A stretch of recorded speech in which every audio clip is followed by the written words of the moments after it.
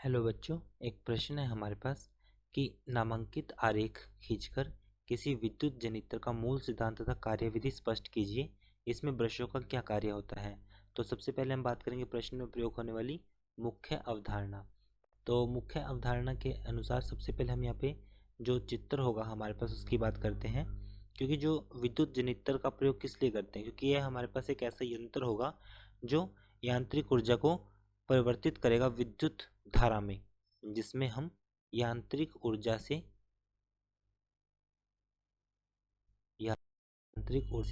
विद्युत प्राप्त करते हैं विद्युत ऊर्जा प्राप्त करते हैं। ये इसकी मुख्य अवधारणा है। तो अब यहाँ पर हम देखते हैं कि जो विद्युत जनित्र हमारे पास एक ऐसा यंत्र है जो यांत्रिक ऊर्जा को विद्युत ऊर्जा में परिवर्तित करता है। अब हम इसके सिद्धांत की बात करते हैं कि सिद्धांत क्या होगा। सिद्धांत तो प्रत्यावर्तित विद्युत जनित्र विद्युत चुम्बकीय प्रेरण के सिद्धांत पर कार्य करता है।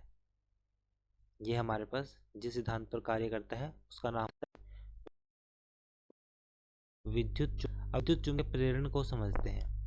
विद्युत चुम्बकीय प्रेरण हमारे पास जब किसी कुंडली को चुंबकीय क्षेत्र में घूर्णन करती है तो चुंबकीय क्षेत्र रेखाएं कुंडली से गुजरती है और विद्युत प्रेरित करती है और उसमें विद्युत स्थापित होती है।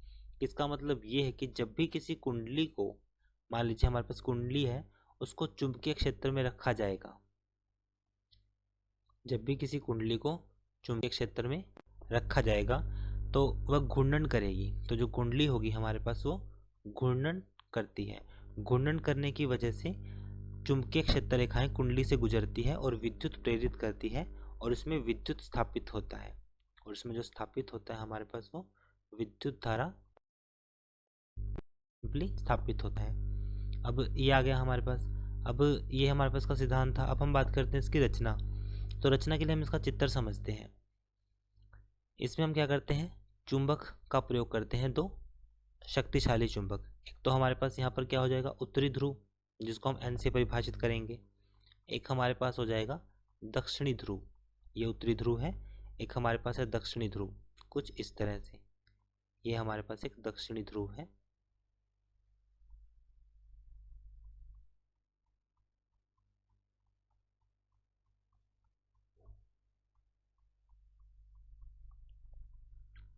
यहाँ पे दो कार्बन ब्रश होंगे।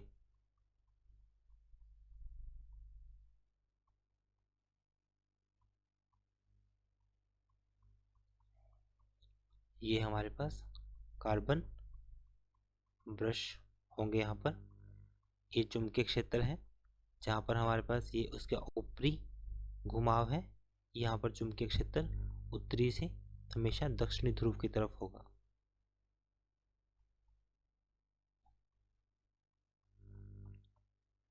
ये हमें दिखाएगा चुंबकीय क्षेत्र, चुंबकीय क्षेत्र। ये हो जाएगी हमारे पास घूर्णन की दिशा।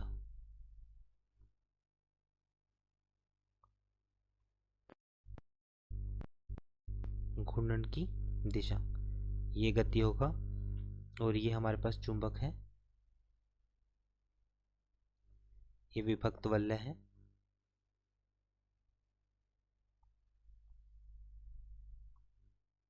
ये हमारे पास यहाँ पर कुंडली है। ये जो ऊपर, ये हमारे पास जो यहाँ पे हम दिखाया गया है ये ऊपरी घुमाव है। ये दिखाएगा ऊपरी घुमाव। ये चुंबकीय क्षेत्र है। ये हमारे पास है निमन या नीचे की तरफ घुमाव, निमन घुमाव जो हो जाएगा। इसमें हमारे पास धारा प्रवाहित होगी चुंबकीय क्षेत्र में रहने की वजह से।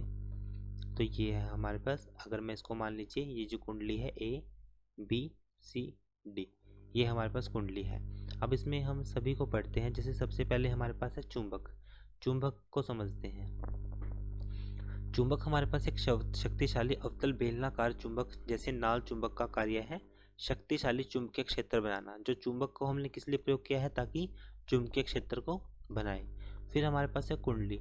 कुंडली हमारे पास जो हमने यहाँ पर प्रयोग की गई है, ये एक आयताकार लोहे के टुकड़े पर तांबे की तार कर लपेटकर बनाई गई कुंडली का रूप दिया जाता है, जिसमें विद्युत धारा का प्रवाह किया जाता है। जिसमें विद्युत धारा का प्रवाह किया जाता है और इसमें चुंबकीय क्षेत्र में रखा जाता है, जिससे इस पर बल लगाया लगता है और ये अपने अक्ष पर घूमता है।